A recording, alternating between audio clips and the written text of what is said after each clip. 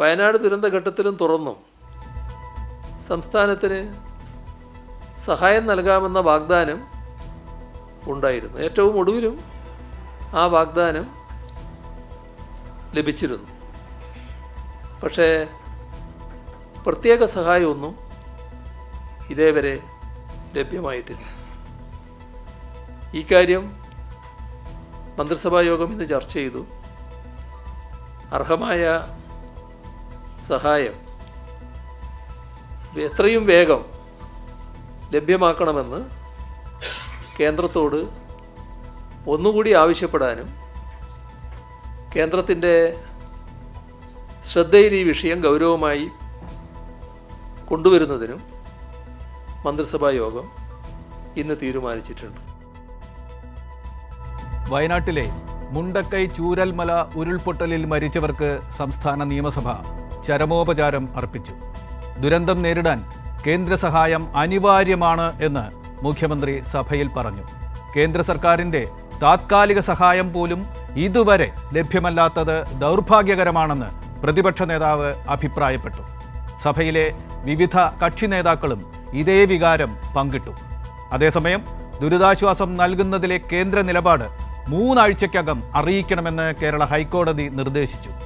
ഒരു സംസ്ഥാനത്ത് ഒരു മഹാദുരന്തം നടന്ന് 2 മാസം പിന്നിടുമ്പോഴും ഇടക്കാല സഹായം പോലും കേന്ദ്ര സർക്കാർ നൽകാത്ത രാഷ്ട്ര ചരിത്രത്തിലെ തന്നെ അഭൂതപൂർവമായ ദുരവസ്ഥയാണ് കേരളം അഭിമുഖീകരിക്കുന്നത്. ഇന്ന് ഇക്കാര്യമാണ് ഞങ്ങൾ ചർച്ചയ്ക്കെടുക്കുന്നത്. അതിജീവനം അവകാശമല്ലേ എന്ന ചോദ്യം ഉയർത്തിക്കൊണ്ട് ഈ പരിപാടിയിൽ ഇന്ന് അതിഥികളായി പങ്കെടുക്കുന്നത് മന്ത്രി കെ രാജൻ, CPIM-ന്റെ വയനാട്ടിലെ നേതാവ് കെ റഫീഖ്, BJP-യുടെ പ്രതിനിധി അഡ്വക്കേറ്റ് പി കൃഷ്ണദാസ്, ഒപ്പം മുതിർന്ന മാധ്യമപ്രവർത്തകനായ M ജയചന്ദ്രൻ. റവന്യൂ മന്ത്രി കെ രാജനെയാണ് ഈ ചർച്ചയിലെ മുഖ്യാതിഥി എന്ന നിലയ്ക്ക് ആദ്യം പങ്കെടുപ്പിക്കുന്നത്. ഒപ്പം തന്നെ മന്ത്രി ഒരു യാത്രയിലാണ്. മന്ത്രിക്ക് തനിക്ക് പറയാനുള്ള കാര്യങ്ങൾ പറഞ്ഞ് പെട്ടെന്ന് യാത്ര തുടരേണ്ടതുമുണ്ട്. മന്ത്രി, ഞാൻ നീട്ടുന്നില്ല. കേരള ഹൈക്കോടതി ഇന്ന് വയനാട് ദുരിതാശ്വാസ പ്രശ്നത്തിൽ നിർണായകമായ ഒരു ആവശ്യം ഉന്നയിച്ചിരിക്കുന്നു. 3 ആഴ്ചയ്ക്കകം കേന്ദ്രം അതിൻ്റെ നിലപാട് ദുരിതാശ്വാസ കാര്യത്തിൽ അറിയിക്കണം എന്ന് പറഞ്ഞുകൊണ്ട് ഇത് നിർണായകമായ ഒരു ഇടപെടലായി മാറുകയാണ്.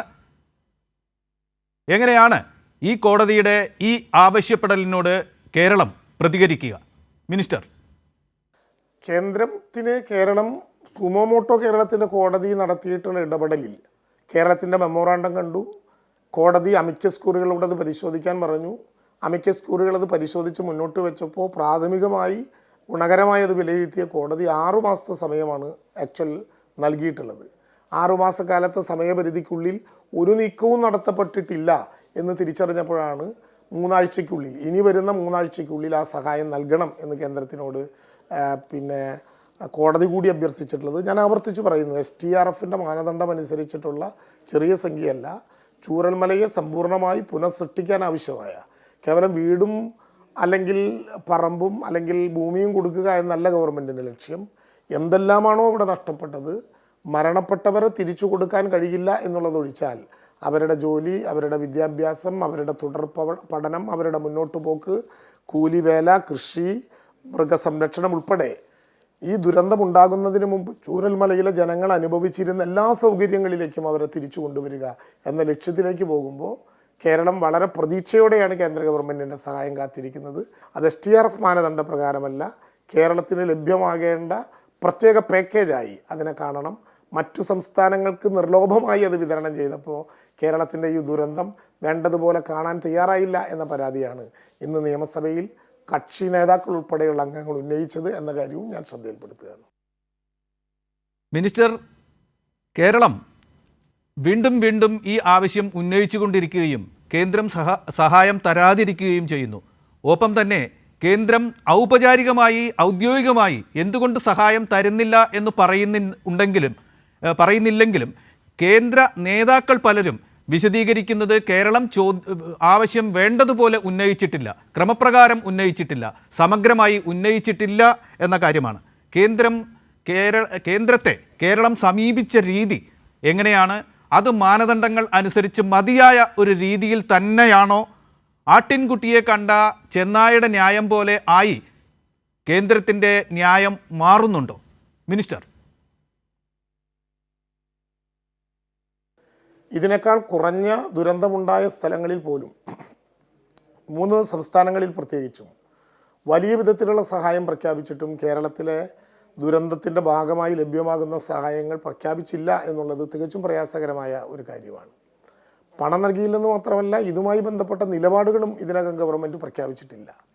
ഞങ്ങൾ ചോദിച്ച ആദ്യത്തെ കാര്യം, ഇത് ഏത് വിഭാഗത്തിൽപ്പെട്ട ദുരന്തമായി സർക്കാർ കാണുന്നു? സാധാരണ നിലയിൽ ദുരന്ത നിവാരണ വകുപ്പ് അനുസരിച്ച് L0, L1, L2, L3 4 വിഭാഗത്തിൽ ദുരന്തത്തെ തിരിക്കാം.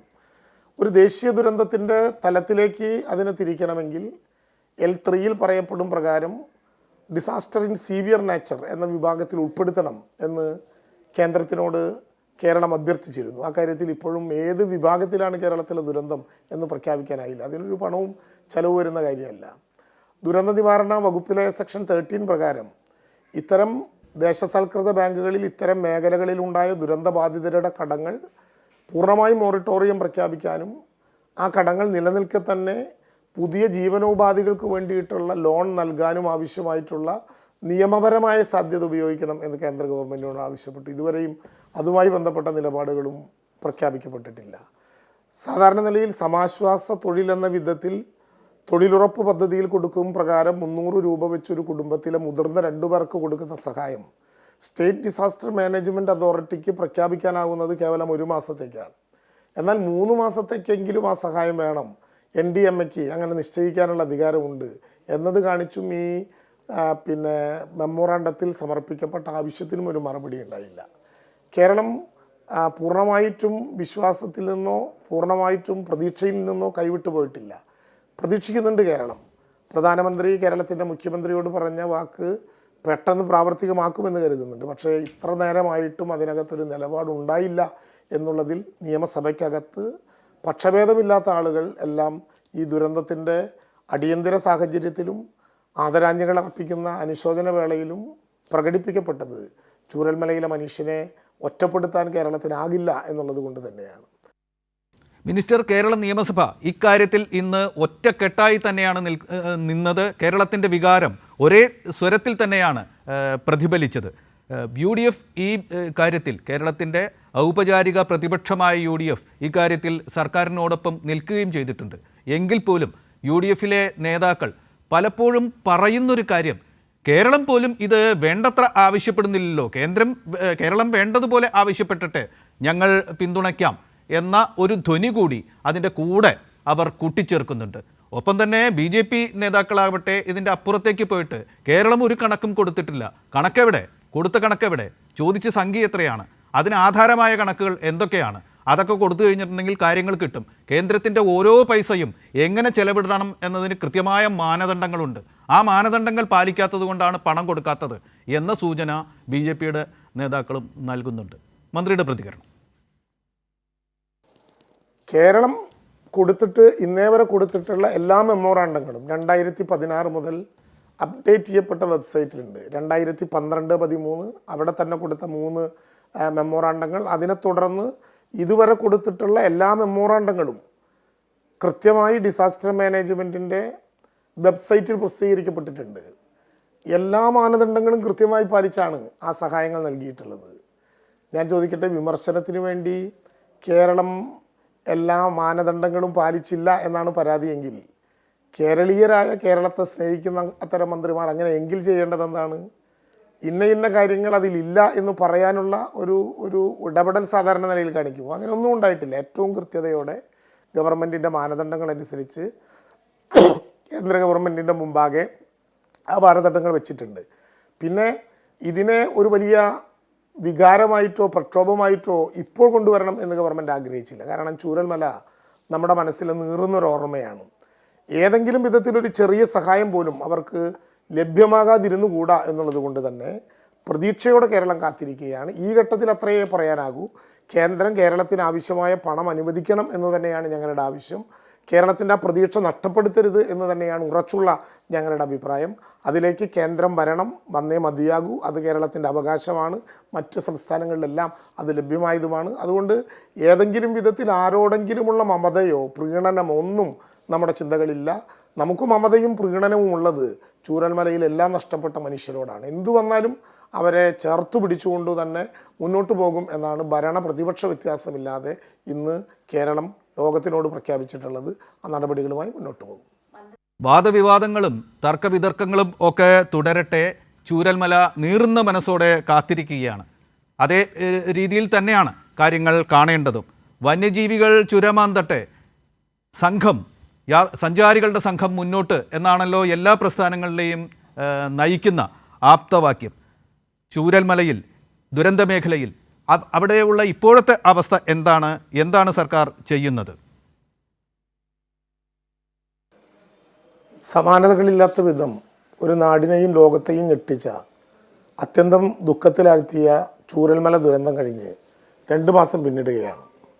ചൂരൽമലയിലെ ദുരന്തം സമാനതകളില്ലാത്ത വിധത്തിലുള്ള ദുരന്തമായിരുന്നെങ്കിലും ആ ദുരന്തത്തിൻ്റെ എല്ലാ ഘട്ടത്തിലും, ദുരന്തഘട്ടത്തിൽ, ദുരന്ത നിവാരണ ഘട്ടത്തിൽ, ദുരന്ത പ്രതിരോധ ഘട്ടത്തിൽ നാട് മുഴുവൻ ഒന്നായി നിന്ന വലിയ അനുഭവമാണ് യഥാർത്ഥത്തിൽ ലോകത്തിൻ്റെ മുമ്പിൽ കേരളത്തിന് അവതരിപ്പിക്കാനായത്.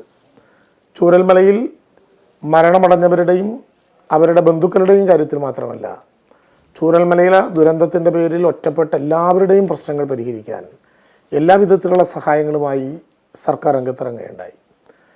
അടിയന്തരമായ 10,000 രൂപയുടെ ധനസഹായം, ഒരു വീട്ടിൽ 2 പേർക്ക് സമാശ്വാസ തൊഴിൽ എന്ന നിലയിൽ ദിവസം 300 രൂപ നൽകുന്ന സഹായം, ഓരോ മൃതശരീരവും മറവ് ചെയ്യുന്നതിന് 10,000 രൂപ ബറയിൽ എക്സ്പെൻസായി നൽകുന്ന സഹായം, എല്ലാ വീടുകൾക്കും വാടകയായി 6,000 രൂപ വീതം നൽകുന്ന സഹായം, ഇങ്ങനെ തുടങ്ങി കേവലം ദുരന്തഘട്ടത്തിൽ മാത്രമല്ല, ദുരന്തത്തിൻ്റെ പുനരധിവാസവുമായി ബന്ധപ്പെട്ട എല്ലാ മേഖലയിലും എല്ലാ വിഭാഗം ജനങ്ങളെയും കൂട്ടി സർക്കാർ എന്ന നിലയിൽ നേതൃത്വപരമായ പങ്കുവഹിച്ച് വലിയ മുന്നേറ്റമാണ്, വലിയ സഹായമാണ് ആ കാര്യത്തിൽ നൽകാനായത്. ഏറ്റവും അവസാനം ഇന്നലെ ക്യാബിനറ്റ് തീരുമാനിച്ചതുപോലെ ആ ദുരന്തത്തിൽ മാതാപിതാക്കൾ 2 പേര് നഷ്ടപ്പെട്ട എല്ലാ കുട്ടികൾക്കും 6 പേരുണ്ട്, അങ്ങനെ 10 ലക്ഷം രൂപ വീതയും. അതുപോലെ തന്നെ മാതാപിതാക്കളിൽ ഒരാൾ നഷ്ടപ്പെട്ട 8 പേർക്ക് 5 ലക്ഷം രൂപ വീതയും. ശിശു വനിതാ വകുപ്പ് പ്രത്യേകമായ സഹായം നൽകുന്നത് ഉൾപ്പെടെ തുടർച്ചയായി ദുരന്തബാധിതരുടെ രക്ഷയ്ക്ക് വേണ്ടി എല്ലാ വിധത്തിലുള്ള നടപടികളും എല്ലാ ജനങ്ങളെയും കൂട്ടിച്ചേർത്ത് നടത്തുകയാണ്. ആഗസ്റ്റ് 30 എന്ന 1 മാസക്കാലത്തെ തീയതി താൽക്കാലിക പുനരധിവാസത്തിന് വേണ്ടി വരും എന്നാണ് പ്രതീക്ഷിച്ചതെങ്കിൽ ഓഗസ്റ്റ് 24 ആകുമ്പോഴേക്കും അവിടെ രൂപീകരിക്കപ്പെട്ട 17 ക്യാമ്പുകളിൽ നിന്നും ബന്ധുവീടുകളിലേക്കും താൽക്കാലിക വാടക വീടുകളിലേക്കും സർക്കാർ കേന്ദ്ര ക്വാർട്ടേഴ്സുകളിലേക്കും ആളുകളെ മാറ്റാനായതും ഒരു വലിയ മുന്നേറ്റമായിരുന്നു. എന്നാൽ ഇതുമായി ബന്ധപ്പെട്ട ദുരന്തമുണ്ടായ ഘട്ടം മുതൽ എല്ലാ വിഭാഗം ആളുകളെയും കൂട്ടിച്ചേർത്തുകൊണ്ടുള്ള ദുരന്ത നിവാരണ പ്രവർത്തനങ്ങൾക്കാണ്, ദുരിതബാധിതരെ സഹായിക്കുന്നതിന് വേണ്ടിയുള്ള പ്രവർത്തനങ്ങൾക്കാണ് നാം നേതൃത്വം നൽകിയത്. കേന്ദ്ര ഗവൺമെൻറ്റിൻ്റെ ഭാഗമായി ഇന്ത്യയുടെ പ്രധാനമന്ത്രി തന്നെ നേരിട്ട് അവിടെ എത്തി, 2-3 ഗവർണർമാർ തന്നെ എത്തി, കേന്ദ്രമന്ത്രിമാരെത്തി, സംസ്ഥാനത്തെ മുഖ്യമന്ത്രിയും പ്രതിപക്ഷ നേതാവും ഒരുമിച്ച് എല്ലാ വിഭാഗം ജനങ്ങളെയും കൂടിക്കണ്ട് പ്രവർത്തനങ്ങൾക്ക് മുഖ്യമന്ത്രിയുടെ നേതൃത്വത്തിലുള്ള നേതൃത്വം നൽകി. ഇതെല്ലാം ഉണ്ടാകുമ്പോൾ ഒരു മനസ്സായി അന്നും ഇന്നും നിൽക്കണം എന്ന് തന്നെയാണ് നമ്മളെല്ലാവരും ആഗ്രഹിക്കുന്നത്. ആഗസ്റ്റ് 9 ദുരന്തം നടന്ന് 10 ദിവസത്തിനകം ഒരു ദുരന്തഘട്ടത്തിൽ ഉണ്ടാകുന്ന ചെലവുകളും വരാനിരിക്കുന്ന ചെലവുകളും എല്ലാം കൂട്ടി തയ്യാറാക്കി ഒരു ആൻറ്റിസിപ്പേറ്റഡ് എക്സ്പെൻഡിച്ചർ എന്ന നിലയിൽ കേരളത്തിലുണ്ടാകുന്ന നഷ്ടങ്ങൾ ലോസ് ചൂണ്ടിക്കാണിച്ചുകൊണ്ട് ഒരു മെമ്മോറാണ്ടം വേണം എന്ന് പറഞ്ഞപ്പോൾ 10 ദിവസത്തിനുള്ളിൽ കേന്ദ്ര മന്ത്രിതല സംഘം ഇവിടെ വന്ന് പരിശോധിച്ചപ്പോൾ, ഉദ്യോഗസ്ഥ സംഘം ഇവിടെ പരിശോധിച്ചപ്പോൾ അവരുടെ മുമ്പിൽ അവതരിപ്പിച്ചു. എന്നാൽ കുറേ കൂടി മൈന്യൂട്ടായി ആ കാര്യങ്ങൾ സൂചിപ്പിക്കണം, കണക്ക് തലതിരിച്ചെഴുതണം എന്ന് പറഞ്ഞപ്പോൾ ഓരോരുത്തർക്കും വരുന്ന ചിലവും ഓരോ സംഭവങ്ങൾക്കും വരുന്ന ചിലവും പ്രത്യേകമായി രേഖപ്പെടുത്തി ആഗസ്റ്റ് 17 തന്നെ കേന്ദ്ര ഗവൺമെൻറ്റിൻ്റെ മുമ്പാകെ സമർപ്പിക്കുകയും അത് അവിടെ കൃത്യമായ പരിശോധന നടത്തുന്നുണ്ടെന്ന് കേന്ദ്ര ദുരന്ത നിവാരണ വകുപ്പ് അറിയിക്കുകയും ചെയ്തു. സങ്കടകരമായ കാര്യം, നാം പ്രതീക്ഷിച്ചതുപോലെ ദുരന്തഘട്ടത്തിൽ കേരളത്തിനുണ്ടായ നഷ്ടവും അതോടൊപ്പം പുനരധിവാസത്തിന് വേണ്ടി കേരളത്തിന് വരാൻ പോകുന്ന ചെലവുകളും മലയാളിക്ക് വേണ്ടി നാം എഴുതി തയ്യാറാക്കി കേന്ദ്ര ഗവൺമെൻറ്റിനോട് തുടർച്ചയായി സഹായ ആവശ്യങ്ങൾ ഉന്നയിച്ചിരുന്നു. ബഹുമാനപ്പെട്ട മുഖ്യമന്ത്രി വീണ്ടും പ്രധാനമന്ത്രിയെ കാണാൻ വേണ്ടി രണ്ടാമതും പോയി. അദ്ദേഹം താമസിയാതെ ഈ സംഭവങ്ങളെല്ലാം പരിശോധിച്ച് നടപടികൾ ഉണ്ടാകും എന്ന് നമ്മളോട് പറഞ്ഞു. തുടർന്ന് കോടതിയിലുണ്ടായ ഒരു കേസിനെ തുടർന്ന് കോടതി തന്നെ സ്വമേധയാ കേന്ദ്ര ഗവൺമെൻറ്റിൻ്റെ അഭിഭാഷകനോട് ഇക്കാര്യത്തെക്കുറിച്ച് സംസാരിക്കുകയും 6 ആഴ്ചയ്ക്കുള്ളിൽ ഇതിൽ ഏറ്റവും പെട്ടെന്നൊരു തീരുമാനം എടുക്കണം എന്ന് നിശ്ചയിക്കുകയും ചെയ്തു. കേന്ദ്ര ഗവൺമെൻറ്റിൽ നിന്ന് ഒരു സഹായവും 2 മാസക്കാലം കഴിയും വരെ ലഭ്യമായിട്ടില്ല എന്നുള്ളത് വളരെയേറെ പ്രതിഷേധത്തോടെയും പ്രയാസത്തോടെയും നമ്മൾ കാണുന്ന ഒരു പ്രശ്നമാണ്. കേരളത്തിന് ഇക്കാര്യത്തിൽ പ്രതിഷേധവും പ്രയാസവും ഉണ്ടെങ്കിലും ഒരു വൈകാരികമായ ഒരു സമീപനം സ്വീകരിക്കുന്നില്ല, വികാരങ്ങൾക്ക് തീ കൊളുത്തിക്കൊണ്ട് ഉള്ള ഒരു സമീപനം സ്വീകരിക്കുന്നില്ല എന്നാണ് കേരള സർക്കാരിൻ്റെ പല പ്രതിനിധികളും താങ്കളും വ്യക്തമാക്കിക്കൊണ്ടിരിക്കുന്നത്. കിട്ടാനുള്ളത് കിട്ടട്ടെ, അതിനെ നിലപാടുകൾ ബാധിക്കരുത് എന്ന ഒരു സമീപനം. പക്ഷേ സമൂഹത്തിൽ ഉള്ള ഒരു ചൊല്ല് ഇരുമ്പിനെ ഇരുമ്പ് കൊണ്ട് തന്നെ നേരിടണം എന്നാണ്. കേരളം കേന്ദ്രത്തിൻ്റെ ഈ നിലപാടിനെ ഏതു വഴിയിലൂടെ മറികടക്കാൻ ഉദ്ദേശിക്കുന്നു എന്നൊരു കാര്യമുണ്ട്. കേന്ദ്ര സഹായം നേടിയെടുക്കാൻ സംസ്ഥാന സർക്കാർ സ്വീകരിക്കാൻ പോകുന്ന തുടർ നടപടികൾ എന്തെങ്കിലും ഉണ്ടോ? ഉണ്ടെങ്കിൽ അതെന്താണ്? തീർച്ചയായിട്ടും കേന്ദ്ര ഗവൺമെൻറ്റിനോട് ഇക്കാര്യം ശ്രദ്ധയിൽപ്പെടുത്താനും മുഖ്യമന്ത്രി തന്നെ നേരിട്ട് കേന്ദ്ര ഗവൺമെൻറ്റിൻ്റെ മുമ്പാകെ ഈ പ്രശ്നം ശ്രദ്ധയിൽപ്പെടുത്തണം എന്നും അറിയിച്ചിട്ടുണ്ട്. അതിൻ്റെ അടിസ്ഥാനത്തിൽ മുഖ്യമന്ത്രി തന്നെ ഈ കാര്യത്തിൽ കേന്ദ്ര ഗവൺമെൻറ്റിന് പ്രത്യേക സന്ദേശം നൽകും. കേരളത്തിൻ്റെ വികാരം കേന്ദ്ര ഗവൺമെൻറ്റിനെ അറിയിക്കും. അവസാനമായി ഞാൻ ഒരു ചോദ്യം കൂടി ചോദിക്കട്ടെ. ഞങ്ങൾ ഒരു ചിത്രം കാണിച്ചു കൊണ്ടിരിക്കുന്നുണ്ട്. ഈ ദുരന്ത മേഖല നാളെ എങ്ങനെ മാറണം, ദുരന്ത മേഖലയിൽ അകപ്പെട്ടു പോയ മനുഷ്യർ നാളെ എവിടെ ജീവിക്കണം എന്നത് സംബന്ധിച്ച ഒരു സ്വപ്നത്തിൻ്റെ ചിത്രം. എന്താണ് അവിടെ ചെയ്യാൻ പോകുന്നത്? ഒരു പുനരധിവാസ അതിജീവന പദ്ധതി എന്താണ് മിനിസ്റ്റർ?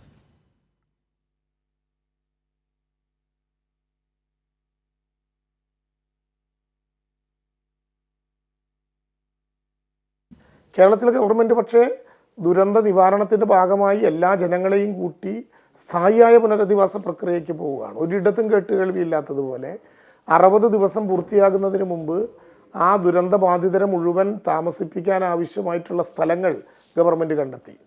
എങ്ങനെ ദുരന്തബാധിതരെ കണ്ടെത്തണമെന്ന കാര്യത്തിൽ ഒരു ധാരണയുണ്ടാക്കി. ദുരന്തബാധിതരെ കണ്ടെത്താൻ ഗവൺമെൻറ് ഉദ്ദേശിക്കുന്നത് കൃത്യം വീട് നഷ്ടപ്പെട്ട് അവിടെയുള്ള പ്രദേശങ്ങൾ മുഴുവൻ നഷ്ടപ്പെട്ട് അങ്ങോട്ട് തിരിച്ചു പോകാൻ കഴിയാതെ ഒറ്റപ്പെട്ട കൃത്യമായ ദുരന്തബാധിതർ, അവരുടെ ലിസ്റ്റ് റവന്യൂവും തദ്ദേശ സ്വയംഭരണ വകുപ്പും കൂടി തയ്യാറാക്കിയിട്ടുണ്ട്. അതോടൊപ്പം ഡോക്ടർ ജോൺ മത്തായി ഉൾപ്പെടെയുള്ള ഭൗമ്യശാസ്ത്ര പഠന സംഘം തയ്യാറാക്കിയിട്ടുള്ള റിപ്പോർട്ടിൻ്റെ അടിസ്ഥാനത്തിൽ നോട്ട് ടു ഗോ സോൺ എന്ന് തീരുമാനിച്ച സ്ഥലങ്ങൾ, നല്ല വീടുകളുണ്ടെങ്കിലും താമസം ഉറപ്പല്ല അഥവാ സുരക്ഷിതമല്ല എന്ന് കാണുന്ന സ്ഥലങ്ങളിലേക്ക് പോകാൻ പറ്റാത്ത ആളുകൾ, ഇവരുടെ 2 പേരുടെയും ലിസ്റ്റ് ഉണ്ടാക്കി അത് പ്രസിദ്ധീകരിച്ച് ആക്ഷേപങ്ങളും അഭിപ്രായങ്ങളും അറിഞ്ഞ് ആ ലിസ്റ്റ് ഫൈനലൈസ് ചെയ്യാൻ ഗവൺമെൻറ് തീരുമാനിക്കുന്നു. ഇവിടെ 2 ടൗൺഷിപ്പുകളാണ് മുഖ്യമന്ത്രിയുടെ ആശയപ്രകാരം തയ്യാറാക്കിയത്. സർവകക്ഷി യോഗത്തിൽ പ്രതിപക്ഷവും ആശയം അംഗീകരിക്കുകയുണ്ടായി. അതിൻ്റെ ഭാഗമായി 2 ടൗൺഷിപ്പുകൾക്ക് മേപ്പാടിയിലെ ചൂരൽമലയിലെ ഈ ദുരന്തബാധിത പ്രദേശത്ത് നിന്നും ഏറ്റവും അടുത്തുള്ള 2 എസ്റ്റേറ്റുകൾ, 9 എസ്റ്റേറ്റുകൾ കണ്ടതിൽ ഭൗമ്യശാസ്ത്ര പഠന സംഘം കൂടി പോയി പരിശോധിച്ച് സുരക്ഷിതമെന്ന് കണ്ടെത്തിയ 2 സ്ഥലങ്ങൾ, ഒന്ന് നെടുമ്പാല എസ്റ്റേറ്റും മറ്റൊന്ന് എസ്റ്റോൺ എസ്റ്റേറ്റുമാണ്. ഈ 2ഉം സംഭവം നടന്നതിൻ്റെ ഏറ്റവും അടുത്തുള്ള സുരക്ഷിതമായ കേന്ദ്രങ്ങളാണ്. ആ 2 സ്ഥലങ്ങളും ഡിസാസ്റ്റർ മാനേജ്മെൻറ്റ് ആക്ട് 2005 സംരക്ഷണം ഉപയോഗിച്ചുകൊണ്ട്, അതിൻ്റെ സാധ്യത ഉപയോഗിച്ചുകൊണ്ട് ഏറ്റെടുക്കാനും അതുമായി ബന്ധപ്പെട്ട് മറ്റ് കാര്യങ്ങൾ മുന്നോട്ട് കൊണ്ടുപോകാനും ഗവൺമെൻറ് ആലോചിച്ചു കഴിഞ്ഞു. സർവകക്ഷി യോഗം 1 മാസം കഴിയുന്നതിന് മുമ്പേ നടത്തിയപ്പോൾ തന്നെ വീടുകളുടെ പൊതുരൂപം ഉണ്ടാക്കി. 1000 സ്ക്വയർ ഫീറ്റെങ്കിലും ഒരു വീടിനുണ്ടാകണം. ആ വീടിന് പക്ഷേ 2ാമത്തെ നില വയ്ക്കണമെങ്കിൽ അതിനുകൂടി പര്യാപ്തമായിട്ടുള്ള തറ കെട്ടി ഇപ്പോൾ തന്നെ കൈമാറണം. അവിടെ രൂപീകരിക്കപ്പെടുന്ന ഒരു പ്രത്യേകമായിട്ടുള്ള ടൗൺഷിപ്പിൽ കേവലം വീടുകൾ മാത്രമല്ല, അവർക്ക് ആവശ്യമായിട്ടുള്ള എല്ലാ കേന്ദ്രങ്ങളും, പൊതുകളി സ്ഥലങ്ങൾ, ഓഡിറ്റോറിയങ്ങൾ, സിനിമാശാലകൾ, നീന്തൽക്കുളങ്ങൾ, അങ്ങനെ തുടങ്ങി ഒരു പൊതു ആവശ്യത്തിനൊരു സമൂഹത്തിന് എന്തെല്ലാമാണോ വേണ്ടത് അതെല്ലാം ഉണ്ടാക്കണം. ഈ ആശയങ്ങളെല്ലാം ബഹുമാനപ്പെട്ട മുഖ്യമന്ത്രി പൊതുസഭയുടെ മുമ്പാകെ വെച്ചു. പ്രതിപക്ഷ നേതാവും ഉപനേതാവും ഉൾപ്പെടെ അതിൽ പങ്കെടുത്ത എല്ലാവരും അതിനെ പൊതുവെ സ്വാഗതം ചെയ്തു. ഇനി വീടുകൾ നിർമ്മിച്ചു നൽകാം എന്ന് ഏറ്റു നൽകിയവരോട് അവരുടെ പ്രത്യേകമായ യോഗങ്ങൾ സ്ഥലം കിട്ടിക്കഴിഞ്ഞാൽ ഉടനെ വിളിച്ചു ചേർക്കണമെന്ന് തീരുമാനിച്ചു. 60 ദിവസം ഒരു സാധാരണ സ്ഥലമല്ല. കാരണം വയനാട്ടിൽ എല്ലാ പ്രദേശവും അങ്ങ് ഏറ്റെടുക്കാൻ പറ്റുന്നതല്ല. ഭൂപരിഷ്കരണ നിയമത്തിൻ്റെ ബാധകമായ സ്ഥലങ്ങൾ, ലാൻഡ് റിസംഷനിൽപ്പെട്ട് കേസുകൾ നടത്തേണ്ടതും നടത്തിക്കൊണ്ടിരിക്കുന്നതുമായ സ്ഥലങ്ങൾ, ഇതെല്ലാം പരിഗണിച്ചുകൊണ്ടാണ് ഈ നടപടിയിലേക്ക് കിടന്നത്. അപ്പോഴും ആ സന്നദ്ധ സംഘടനകളെ, രാഷ്ട്രീയ പാർട്ടികളെ, യുവജന വിദ്യാർത്ഥി സംഘടനകളെ, ആരൊക്കെയാണോ വീട് നിർമ്മിച്ചു നൽകാൻ സന്നദ്ധത പ്രകടിപ്പിച്ചത് അവരെ മുഴുവൻ വിളിച്ചുകൂട്ടി ഇനി ഈ നിർമ്മാണ പ്രവർത്തനങ്ങളിൽ എങ്ങനെ കൂട്ടായി ഉണ്ടാക്കാം എന്നുള്ളതിനെ സംബന്ധിച്ചും അടുത്ത ദിവസം തന്നെ, ഈ മാസം തന്നെ മുഖ്യമന്ത്രിയുടെ നേതൃത്വത്തിൽ എല്ലാവരെയും വിളിച്ചിട്ടുള്ള കൂടിയാലോചനകൾ കൂടി നടത്തിയാൽ ആ രംഗത്തേക്കും ഗവൺമെൻറ് കിടക്കുകയായി. ഇത്രയേറെ വേഗത്തിൽ ദുരന്ത നിവാരണ പ്രവർത്തനങ്ങൾക്ക് ജാതിമത രാഷ്ട്രീയ വർണ്ണവർഗ ലിംഗവ്യത്യാസമില്ലാതെ ഗവൺമെൻറ് എല്ലാവരെയും കൂട്ടി നേതൃത്വം നൽകുമ്പോൾ ആ വിധത്തിൽ കേരളത്തിന് ലഭ്യമാകേണ്ട ഒരു പിന്തുണയോ സഹായമോ കേരളത്തിന് ഉണ്ടായില്ല എന്ന പരാതിയാണ് ഇന്ന് പൊതുവായി ഉയർന്നു വന്ന പ്രശ്നം. STRFൻ്റെ മാനദണ്ഡങ്ങളുണ്ട്, അതിന് പ്രത്യേകമായിട്ടുള്ള അപേക്ഷ കൊടുക്കേണ്ടതില്ല. ആ മാനദണ്ഡങ്ങൾ അനുസരിച്ച് ഓരോന്നിനും തുക നിശ്ചയിച്ചിട്ടുണ്ട്. ആ തുക പൊതുവെ രാജ്യത്തിന് ബാധകമാണ്, അതെടുക്കാൻ വേണ്ടി നമുക്ക് കഴിയും. പക്ഷെ നമ്മുടെ പ്രശ്നം അതല്ല. ഉദാഹരണത്തിന് ഒരു വീട് പൂർണ്ണമായും തകർന്നാൽ 1,30,000 രൂപയാണ് കൊടുക്കാനാകുന്ന ഏറ്റവും വലിയ സംഖ്യ. അതുകൊണ്ടൊരു വീട് നിർമ്മിക്കാനാകുമോ? ഓരോ കാര്യങ്ങൾക്കും STRFൻ്റെ മാനദണ്ഡങ്ങളിൽ പറയുന്ന തുക തന്നെ വളരെ ചെറുതാണ്. എന്നാൽ മഹാഭൂരിപക്ഷം ആവശ്യങ്ങളും STRFൻ്റെ മാനദണ്ഡങ്ങളിൽ പെടാത്തതുമാണ്. അതുകൊണ്ടാണ് ഒരു പ്രത്യേക മെമ്മോറാണ്ടം തയ്യാറാക്കി ആക്ച്വൽ ചിലവ് വരുന്ന പണം നമുക്ക് എപ്പോഴാണോ ചിലവ് കൊടുക്കാനേണ്ടി വരുന്നത് അപ്പോൾ നൽകണം എന്ന ആവശ്യം കേരളത്തിനൊരു പ്രത്യേക പാക്കേജായി ഇതുവരെ കേരളം കണ്ടിട്ടില്ലാത്ത ഏറ്റവും വലിയ പ്രകൃതി ദുരന്തത്തിൻ്റെ മുമ്പിൽ ലഭ്യമാകണം എന്ന കേരളത്തിൻ്റെ ആവശ്യത്തിൽ അടിയുറച്ചു നിൽക്കുകയും അക്കാര്യം കേന്ദ്ര ഗവൺമെൻറ്റിനോട് തുടർച്ചയായി ആവശ്യപ്പെടുകയും ചെയ്യാനാണ് ഇന്നലെ നടന്ന ക്യാബിനറ്റ് തീരുമാനിച്ചത്. അതുകൊണ്ട് കേരളത്തിന് ആവശ്യമായ പണം നൽകുക എന്ന വലിയ ഉത്തരവാദിത്വം കേന്ദ്ര ഗവൺമെൻറ് നിർവഹിക്കണം എന്ന് തന്നെയാണ് കേരളം ഇപ്പോഴും അഭ്യർത്ഥിക്കുന്നത്. അതുതന്നെയാണ് കേരളത്തിൻ്റെ പ്രതീക്ഷയും. വളരെ നന്ദി മന്ത്രി രാജൻ. താങ്കൾ തിരക്കിട്ട യാത്രക്കിടയിലാണ് ഈ അഭിമുഖം അനുവദിച്ചത്. താങ്കൾക്ക് നന്ദി. ചർച്ചയിൽ മറ്റ് പ്രതിനിധികൾ തുടരുകയാണ്. കെ റഫീഖ് CPIMൻ്റെ, അഡ്വക്കേറ്റ് P കൃഷ്ണദാസ് BJPയുടെ, M ജയചന്ദ്രൻ മാധ്യമപ്രവർത്തകൻ, അവർ തുടരുകയാണ്. അവരുമായി നമ്മൾ ചർച്ച മുന്നോട്ട് പോവുകയാണ്. ആദ്യം BJPയുടെ പ്രതിനിധി, കേന്ദ്ര ഭരണം നയിക്കുന്ന പ്രമുഖ രാഷ്ട്രീയ കക്ഷിയുടെ പ്രതിനിധി അഡ്വക്കേറ്റ് P കൃഷ്ണദാസിനോടാണ് എൻ്റെ ചോദ്യം. താങ്കൾ ശ്രദ്ധിച്ചു കാണും, കേരളത്തിൽ നിയമസഭ ഇന്ന് ഈ മുണ്ടക്കൈ ചൂരൽമല ദുരന്തത്തിൽ മരിച്ചവർക്ക് ചരമോപചാരം അർപ്പിച്ചു. അവിടെ പ്രകടിതമായ വികാരം ഇതുവരെ ദുരന്തം കഴിഞ്ഞ് 2 മാസം കഴിഞ്ഞിട്ടും താൽക്കാലിക സഹായം പോലും കേന്ദ്രത്തിൽ നിന്ന് കിട്ടിയില്ല എന്നതാണ്. എന്തെങ്കിലും ഒരു മറുപടി അതിന് പറയാനുണ്ടോ? BJPയുടെ നേതാക്കൾ, കേന്ദ്ര സഹമന്ത്രിയായ സുരേഷ് ഗോപി അടക്കം നൽകുന്ന സൂചന, കൊടുത്ത കണക്കുകൾ ശരിയായില്ല, വേണ്ട പോലെ നിവേദനങ്ങൾ കൊടുത്തിട്ടില്ല, അതുകൊണ്ട് സഹായമില്ല എന്ന സൂചനയാണ് നൽകുന്നത്. സഹായമില്ല എന്ന് പറയുന്നില്ല, അവിടെ ചോദിക്കൂ, ഇവിടെ ചോദിക്കൂ, അവരോട് ചോദിക്കൂ എന്നൊക്കെയാണ് പറയുന്നത്. ഇത് മതിയായ സമാധാനമാണോ? 2 മാസമായിട്ടും താൽക്കാലിക സഹായം പോലും നൽകിയിട്ടില്ല, ശരിയാണോ? ശ്രീ ചന്ദ്രശേഖരൻ, ഞാൻ മനസ്സിലാക്കുന്ന അനുസരിച്ച് ഈ ദുരന്തമുണ്ടായതിനു ശേഷം കേന്ദ്ര ഗവൺമെന്റിന്റെ എല്ലാ വകുപ്പുകളും ഒരു ദുരന്തമുഖത്ത് ഏതൊക്കെ തരത്തിലാണോ ഇടപെടേണ്ടത് ആ എല്ലാ മേഖലയിലും ശക്തമായിട്ടുള്ള ഇടപെടലുകൾ നടത്തിയിരുന്നു. സൈന്യമടക്കം രംഗത്തിറങ്ങി അതിന്റെ എല്ലാ പ്രവർത്തനങ്ങളിലും ഭാഗമായിരുന്നു. അത് വയനാട്ടിലെ അപ്പോഴത്തെ സാഹചര്യം, ആ ദുരന്തമുഖത്ത് നേരിടേണ്ട അടിയന്തര സാഹചര്യത്തിന്റെ എല്ലാ ഘട്ടത്തിലും എന്തൊക്കെയാണോ നടത്തേണ്ടത് ആ പ്രവർത്തനങ്ങളെല്ലാം കേന്ദ്രമന്ത്രിമാരടക്കം സംസ്ഥാന ഗവൺമെന്റിലെ ഉദ്യോഗസ്ഥന്മാരും മന്ത്രിമാരും അടക്കമുള്ള ആളുകൾ ഇവരെല്ലാം ഒരുമിച്ച് ചേർന്നുകൊണ്ട് കൈകോർത്ത് പിടിച്ചുകൊണ്ടാണ് ആ ദുരന്തമുഖത്ത് നിന്ന് സാധാരണക്കാരായിട്ടുള്ള മനുഷ്യരുടെ ജീവിതം തിരിച്ചു പിടിക്കാൻ വേണ്ടിയുള്ള ശ്രമങ്ങൾക്ക് നേതൃത്വം കൊടുത്തത്. അതിനുശേഷം നടക്കുന്ന പ്രക്രിയയെ സംബന്ധിച്ചാണ് അങ്ങയുടെ ഇന്നത്തെ നമ്മുടെ ചർച്ചയും അങ്ങയുടെ ചോദ്യം. സ്വാഭാവികമായും ഇത് ഒരു പാർട്ടി എന്നുള്ള നിലക്ക് BJP ഒരു ഉത്തരം പറയേണ്ട കാര്യമല്ലല്ലോ. കേന്ദ്ര ഗവൺമെന്റും സംസ്ഥാന ഗവൺമെന്റും പരസ്പരം നടക്കുന്ന ചർച്ചകളുടെ അടിസ്ഥാനത്തിലോ അതല്ലെങ്കിൽ സംസ്ഥാന ഗവൺമെന്റ് നൽകുന്ന അപേക്ഷയുടെയോ അല്ലെങ്കിൽ നമ്മൾ മുന്നോട്ട് വെക്കുന്ന കണക്കുകളുടെയോ അടിസ്ഥാനത്തിൽ അത് പരിശോധന നടത്തി അതിൽ എത്രയാണ് അർഹമായിട്ടുള്ളത്, അതല്ലെങ്കിൽ എത്രയാണ് കേന്ദ്ര ഗവൺമെന്റ് നൽകാൻ കഴിയുന്നത്, അതിനെ സംബന്ധിച്ച് തീരുമാനമെടുക്കേണ്ടത് സർക്കാർ സംവിധാനങ്ങളാണ്. സ്വാഭാവികമായും സംസ്ഥാന ഗവൺമെന്റ് അതിന്റെ റിപ്പോർട്ടുകൾ അല്ലെങ്കിൽ അതുമായി ബന്ധപ്പെട്ടുകൊണ്ടുള്ള നടപടിക്രമങ്ങളുടെ ഭാഗമായിട്ടുള്ള അപേക്ഷകൾ സമർപ്പിക്കുമ്പോൾ അതിന്റെ കണക്കുകളും അതുമായി ബന്ധപ്പെട്ടുകൊണ്ട് വരുന്ന ചെലവുകളും എല്ലാം ഏതെല്ലാം ഘട്ടത്തിൽ ഏതെല്ലാം ഖണ്ഡികകളിലാണോ അതല്ലെങ്കിൽ ഏതെല്ലാം ഹെഡുകളിലാണോ അത് ലഭിക്കേണ്ടത് അതനുസരിച്ച് നടക്കുന്ന ഒരു പ്രോസസ്സിന്റെ നാഷണൽ ഡിസാസ്റ്റർ മാനേജ്മെന്റ് അതോറിറ്റിയുടെ ഒരു പ്രോസസ്സിന്റെ ഭാഗമായി മാത്രമേ അതിന് നൽകാൻ വേണ്ടി കഴിയൂ എന്നാണ് ഞാൻ മനസ്സിലാക്കുന്നത്. അത് സംസ്ഥാന ഗവൺമെന്റ് കേന്ദ്ര ഗവൺമെന്റുമായി നടക്കുന്ന സർക്കാർ തലത്തിലുള്ള ഇടപാടുകളാണ്. ഇന്ന് അങ്ങ് ബഹുമാനപ്പെട്ട മിനിസ്റ്ററോട് ചോദിച്ചതും അതുപോലെ തന്നെ മിനിസ്റ്റർ അതിനായി ഉത്തരം പറഞ്ഞതും എല്ലാം അതിന്റെ ആദ്യ ഭാഗം ഏതാണ്ട് സമാനമായിട്ടുള്ള രീതിയിൽ തന്നെയായിരുന്നു. പക്ഷെ അതിന്റെ രാഷ്ട്രീയം കലർത്തിക്കൊണ്ട് നമ്മൾ ഏതെങ്കിലും തരത്തിൽ ഈ തരത്തിലുള്ള ചർച്ചകളെ മുന്നോട്ട് കൊണ്ടുപോകുന്നത് ഗുണകരമാണോ എന്നുള്ളത് അങ്ങും ആലോചിക്കേണ്ടതാണ്, ബഹുമാനപ്പെട്ട മന്ത്രിയും ആലോചിക്കേണ്ടതാണ്.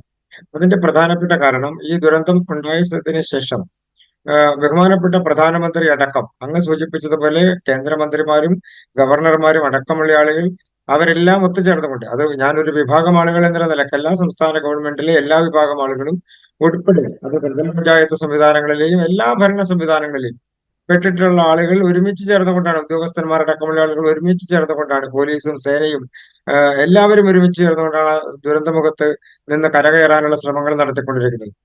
ധനസഹായത്തെ സംബന്ധിച്ചും അതിന്റെ നടപടിക്രമങ്ങളെ സംബന്ധിച്ചും ബഹുമാനപ്പെട്ട കോടതി ഇന്ന് നടത്തിയിട്ടുള്ള ഇടപെടലുകൾ അടക്കം അത് കോടതി ഏതെങ്കിലും തരത്തിൽ വിമർശിച്ചു എന്നോ ഏതെങ്കിലും തരത്തിൽ ഒരു പരാമർശം നടത്തിയെന്നോ ഞാൻ കാണുന്നില്ല. അതിന്റെ പ്രധാനപ്പെട്ട കാരണം ബഹുമാനപ്പെട്ട അമിക്കസ് ക്യൂറി കോടതിയിൽ ഒരു സ്റ്റേറ്റ്മെന്റ് നടത്തുന്നു. ആ സ്റ്റേറ്റ്മെന്റിന്റെ അടിസ്ഥാനത്തിൽ എന്താണ് വസ്തുത എന്നുള്ളതിനെ സംബന്ധിച്ചോ എന്താണ് അതിന്റെ നടപടിക്രമങ്ങൾ എന്നുള്ളതിനെ സംബന്ധിച്ചോ കോടതി വസ്തുനിഷ്ഠമായിട്ടുള്ള റിപ്പോർട്ടുകൾ ആവശ്യപ്പെടുന്നു. അത് സംസ്ഥാന ഗവൺമെന്റിനോടാണ് ബഹുമാനപ്പെട്ട കോടതി ഏറ്റവും ആദ്യം അത് ആവശ്യപ്പെട്ടത്.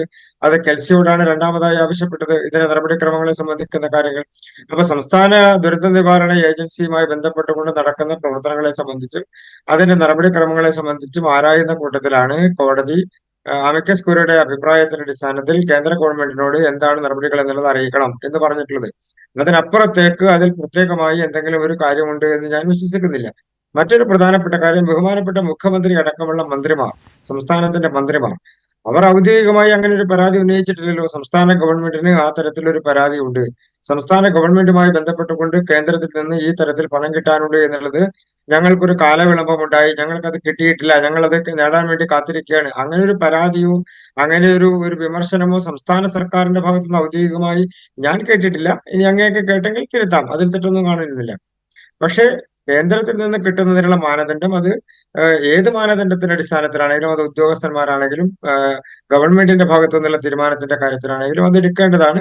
അത് അടിയന്തരമായി ഉണ്ടാകുമെന്ന് തന്നെയാണ് നാം പ്രതീക്ഷിക്കേണ്ടത്. അത് ഏതെങ്കിലും തരത്തിൽ ഒരു പരിഗണനക്കുറവിന്റെ ഭാഗമായോ അല്ലെങ്കിൽ ഏതെങ്കിലും തരത്തിലുള്ള നടപടിക്രമങ്ങളുടെ തെറ്റായ സമയക്രമം പാലിക്കുന്നതിന്റെ ഭാഗമായിട്ടോ ഒന്നുമല്ല.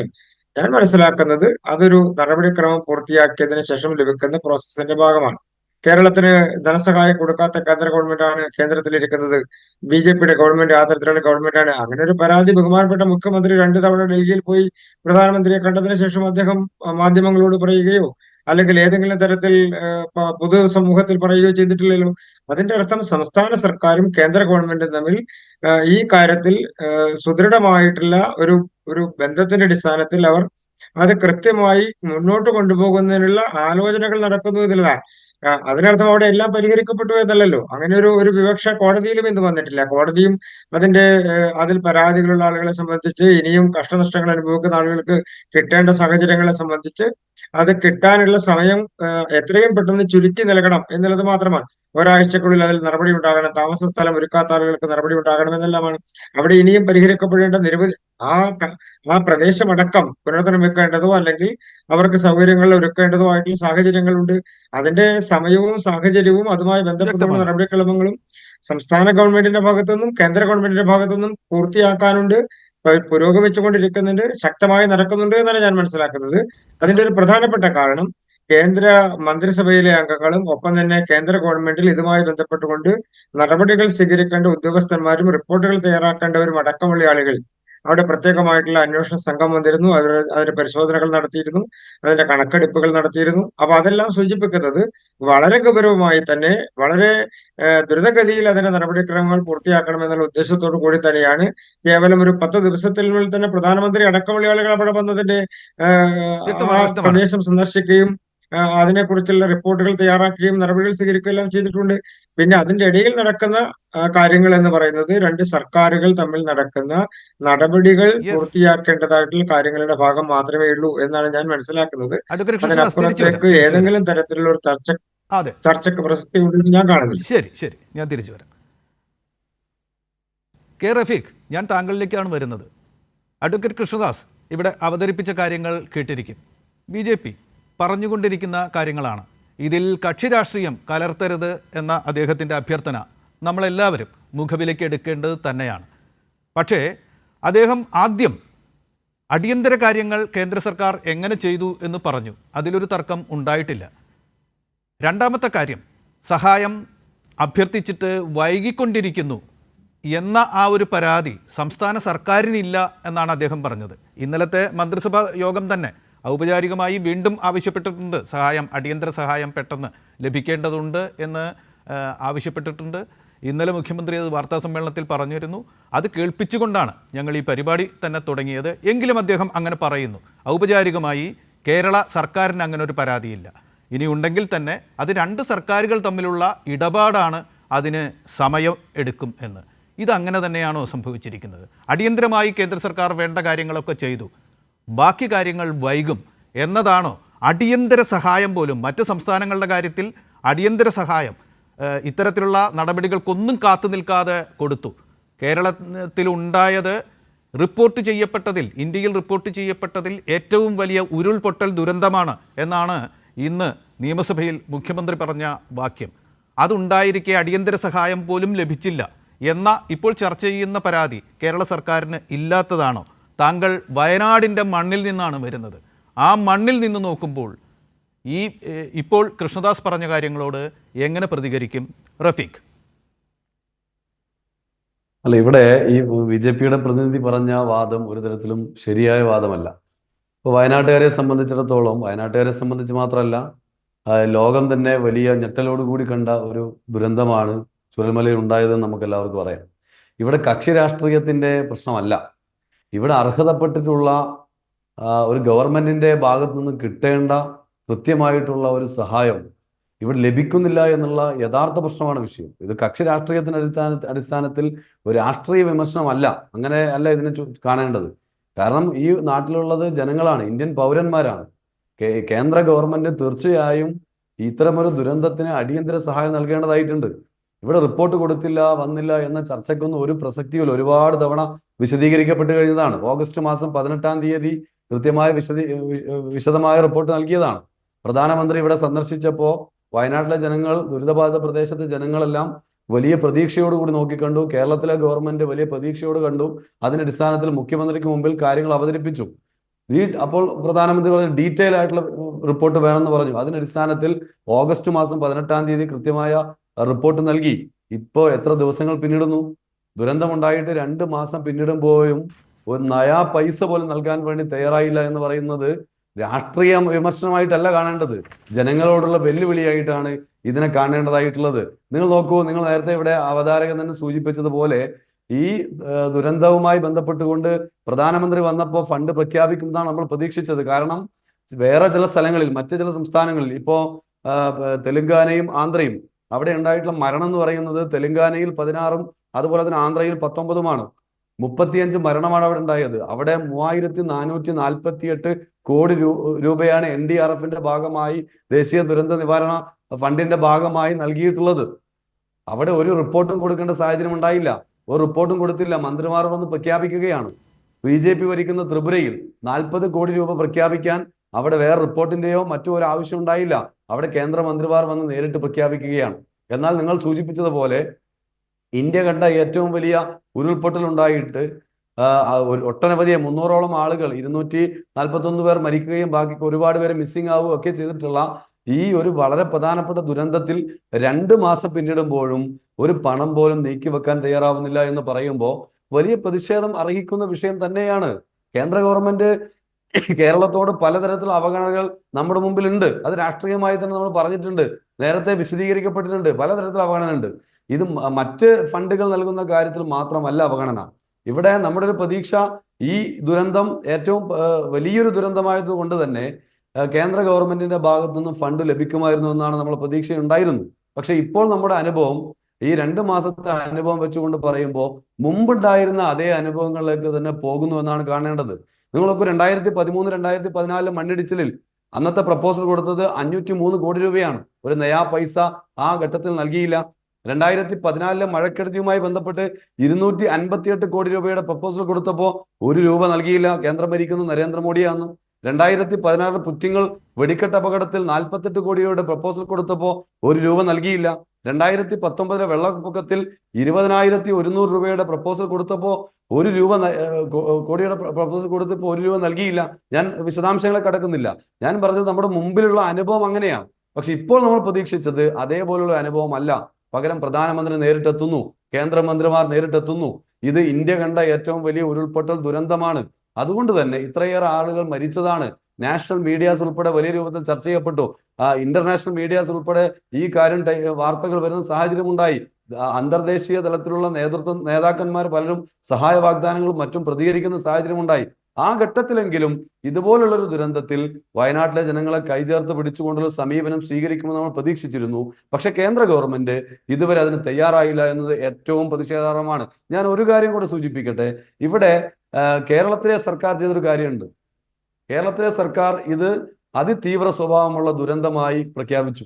അതിന്റെ ഭാഗമായി കേരളത്തിലെ MP-മാർക്ക് 25 ലക്ഷം രൂപ വരെ അവരുടെ ഫണ്ടിൽ നിന്നും, കേന്ദ്ര ഗവൺമെന്റ് യാതൊരു നഷ്ടവും വരുന്നില്ല, MP ഫണ്ടിൽ നിന്നും 25 ലക്ഷം രൂപ വരെ നീക്കിവെക്കാൻ വേണ്ടി കഴിയും. സഖാവ് ജോൺ ബ്രിട്ടാസ് ഉൾപ്പെടെ 25 ലക്ഷം രൂപ നീക്കിവെച്ചു. മറ്റു പല UDF-ന്റെ MP-മാരും ആ നിലയിലുള്ള സമീപനം സ്വീകരിച്ചിട്ടില്ല എന്നത് മറ്റൊരു കാര്യം. എങ്കിലും ജോൺ ബ്രിട്ടാസ് അതിന്റെ മാതൃകയായി 25 ലക്ഷം രൂപ നീക്കിവെച്ചു.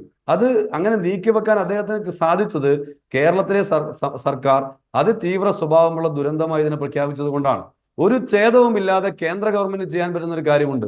ഇത് അതിതീവ്ര സ്വഭാവമുള്ള ദുരന്തമായി കേന്ദ്ര ഗവൺമെന്റ് ഇതിനെ പ്രഖ്യാപിച്ചു കഴിഞ്ഞാൽ 25 ലക്ഷം രൂപ മുതൽ 1 കോടി രൂപ വരെ എല്ലാ MP-മാർക്കും, ഇന്ത്യയിലെ എല്ലാ MP-മാർക്കും വേണമെങ്കിൽ നീക്കിവെക്കാൻ വേണ്ടി കഴിയും. അങ്ങനെ വരുമ്പോ 788 MP-മാരുണ്ട്. രാജ്യസഭയും അതുപോലെ ലോക്സഭയുമായി ബന്ധപ്പെട്ട് 788 MP-മാരുണ്ട്.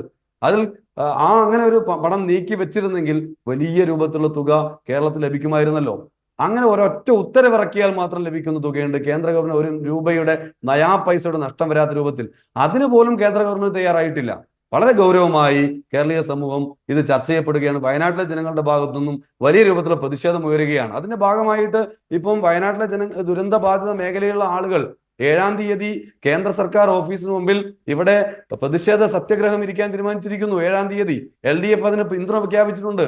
LDF അതിന് പിന്തുണ പ്രഖ്യാപിച്ച് LDF എന്ന നിലയിലും അതിന്റെ ഭാഗമായി ചേരും. ദുരിതബാധിത മേഖലയിലെ ജനങ്ങളാണ് പ്രതിഷേധത്തിലേക്ക് വരുന്നത്. അപ്പൊ അത് രാഷ്ട്രീയമായിട്ടുള്ള വിഷയത്തിന്റെ ഭാഗമായി, കക്ഷി രാഷ്ട്രീയത്തിന്റെ ഭാഗമായുള്ള ഒരു പ്രതികരണമല്ല.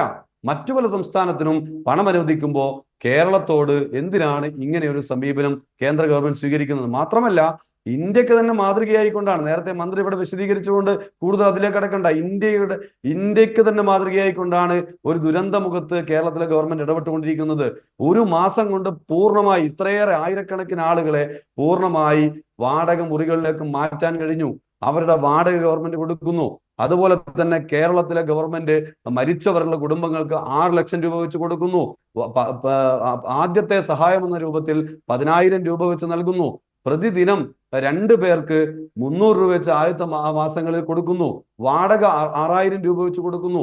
സർട്ടിഫിക്കറ്റുകൾ നഷ്ടപ്പെട്ടവർക്ക് ഉടനടി തന്നെ 1 ദിവസം കൊണ്ട് 652 പേർക്ക് സർട്ടിഫിക്കറ്റുകൾ വിതരണം ചെയ്യുന്നു. ഇപ്പോൾ ഇന്നലെ മുഖ്യമന്ത്രി പ്രഖ്യാപിച്ചിരിക്കുന്നു, ബഹുമാനപ്പെട്ട മുഖ്യമന്ത്രി വളരെ കൃത്യമായി പ്രഖ്യാപിച്ചിരിക്കുന്നു, ഇവിടെ പുനരധിവാസവുമായി ബന്ധപ്പെട്ടുകൊണ്ട് 2 സ്ഥലങ്ങൾ, എൽസ്റ്റൺ എസ്റ്റേറ്റും അതുപോലെ തന്നെ നെടുമ്പാലയിലെ എസ്റ്റേറ്റും കണ്ടെത്തിയിരിക്കുന്നു.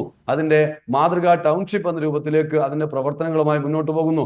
ഒരു തടസ്സവുമില്ലാതെ എല്ലാ കാര്യങ്ങളിലും ദുരന്തമുണ്ടായ നിമിഷം മുതൽ മന്ത്രിമാരുടെ നേതൃത്വത്തെ, ഉപസമിതിയുടെ നേതൃത്വത്തിൽ നടത്തിയ രക്ഷാപ്രവർത്തനം മുതൽ ഏറ്റവും പ്രധാനപ്പെട്ട പ്രവർത്തനം എന്ന നിലയിൽ പുനരധിവാസം വരെയുള്ള പ്രവർത്തനങ്ങളിലേക്ക് ഗവൺമെന്റ് കൃത്യമായി നീങ്ങുമ്പോൾ അതിനാവശ്യം ഫണ്ടാണ്.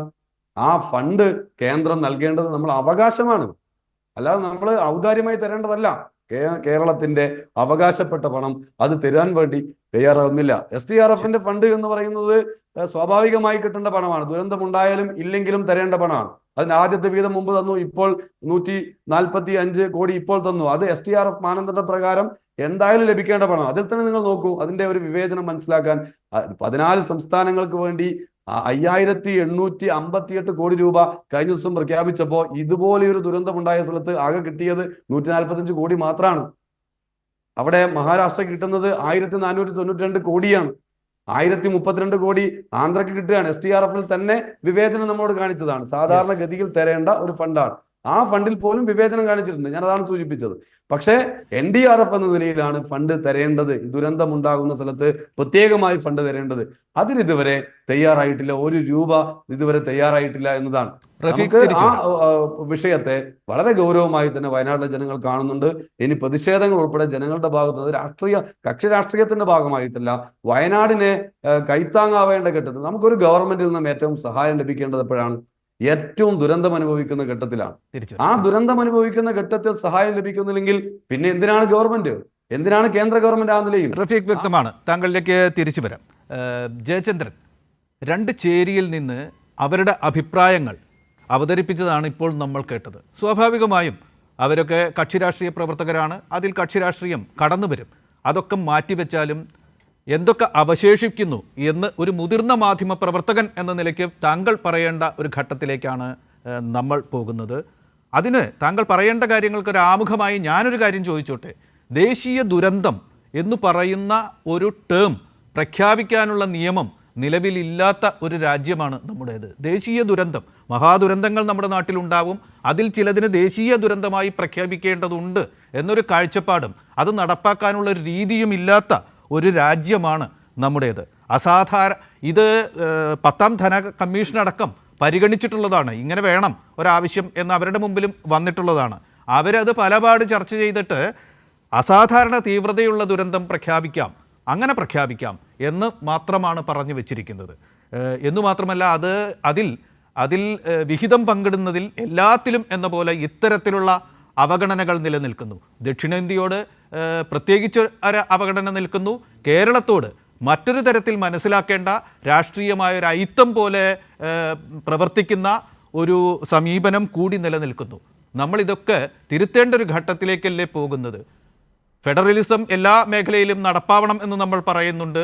ദുരിതാശ്വാസത്തിലും ഫെഡറലിസം നടപ്പാക്കണം എന്നൊരാവശ്യം ഉയരേണ്ട സ്ഥിതിയിലേക്കല്ലേ പോകുന്നത്. ഇന്ത്യൻ ജനാധിപത്യം ഇത് ചർച്ച ചെയ്യേണ്ട ഒരു ഘട്ടത്തിലേക്കല്ലേ നമ്മൾ പോകുന്നത്. ഒരു മുതിർന്ന മാധ്യമപ്രവർത്തകൻ്റെ നിരീക്ഷണങ്ങൾ. ജയചന്ദ്രൻ.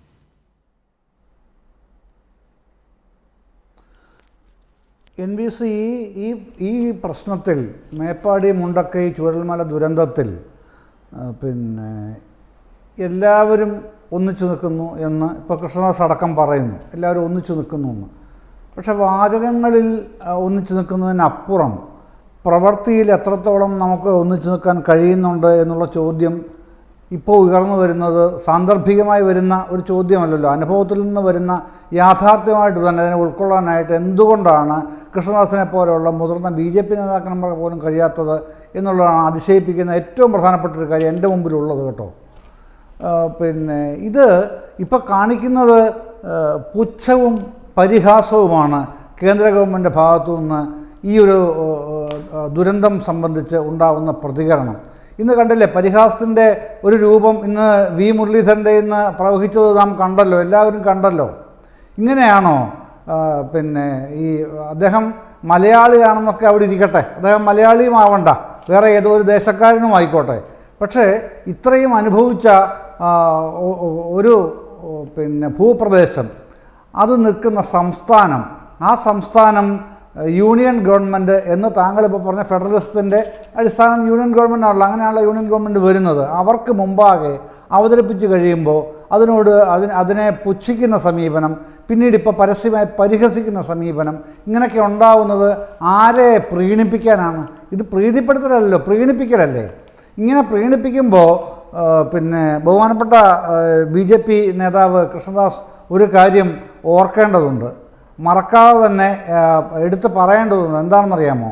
ഇത് ഈ കുറേ കാലമായിട്ട് ഇപ്പം ആദ്യമായിട്ടുള്ള കാര്യമൊന്നുമല്ല. പ്രളയം മുതൽ ഇങ്ങോട്ടുള്ള കാര്യങ്ങൾ എടുത്തു നോക്കിയാൽ അതിനു മുമ്പ് പറഞ്ഞാൽ പിന്നെ ഓഖി മുതൽ ഇങ്ങോട്ട് കാര്യങ്ങൾ എടുത്തു നോക്കിയാൽ ഓരോന്നോരോന്നായിട്ട് ചർച്ച ചെയ്യാൻ എത്രയോ ഇൻസിഡൻസ് ഉണ്ട് നമുക്ക് മുമ്പിൽ. അതൊന്നും പറയുന്നില്ല, കാര്യം അതിനുള്ള സമയമില്ല ഈ ചർച്ചയിൽ. പക്ഷേ ഇതെങ്കിലും ഈ പിന്നെ ജൂലൈ 30-നുണ്ടായ ഈ ഒരിക്കലും മറക്കാൻ സാധിക്കാത്ത അത്ര അതിതീവ്രമായ ഇന്ത്യയിൽ തന്നെ ഏറ്റവും വലിയ ഉരുൾപൊട്ടൽ ദുരന്തമെന്ന് മുഖ്യമന്ത്രി വിശേഷിപ്പിച്ച ആ അവസ്ഥ ഉണ്ടായ പ്രദേശത്തിനെയാണ് ഇങ്ങനെ പുച്ഛിക്കുന്നത്, പരിഹസിക്കുന്നത് എന്ന് ഓർക്കാതെ പോകാൻ കഴിയില്ല ഒരാൾക്കും.